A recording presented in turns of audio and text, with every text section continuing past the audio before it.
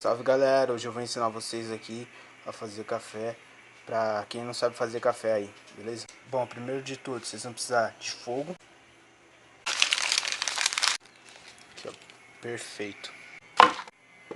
Vocês vão precisar também de pó. Caralho, mano. Vocês vão precisar também de café, lógico, não dá pra fazer café sem guaraná. Bom, vocês vão precisar do café. O café, a panela, e vocês vão precisar de uma coisa doce. No caso pode ser eu, mas se vocês não tiverem eu, vocês podem colocar açúcar. Pronto, assim que você encheu a panela de água, você bota água no fogo.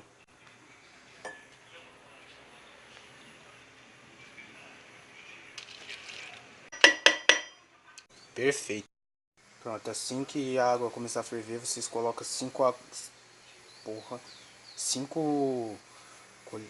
caralho, vocês colocam 5 colheres de açúcar, beleza? Aqui uma, duas, uma, duas, três, três. Taca açúcar no bagulho, morou? Assim, ó, desse jeito assim, isso. Quebra, filha do... Pronto, você pôs o açúcar, aí você bota uma colher e meia de café, beleza? Coloca uma colher e meia de café.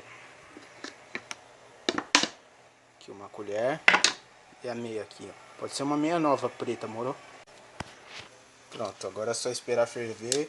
Assim que ferver, vocês colocam na garrafa de café, tá ligado? Não, pô, garrafa de água, né? Ah, uma observação, galera. Ah, William, você colocou 5 colheres de açúcar. A gente gosta de adoçante. Bom, pra galera que gosta de adoçante, vocês fudeu, porque aqui não tem não. Aí pronto, assim que vocês terminar, vocês pegam 2 canecas. Eu peguei 2 aqui, ó. Uma é do Dragon Ball e a outra não. Aí você bota café aí, mano. Tá ligado? Bebê, daí você... Pronto, daí você enche uma pra você e a outra pra sua namorada. Essa daqui eu vou entregar pra minha namorada, né? Então galera, voltei. Eu lembrei que eu não tenho namorada, né? Então... Baby, I don't understand it. You're changing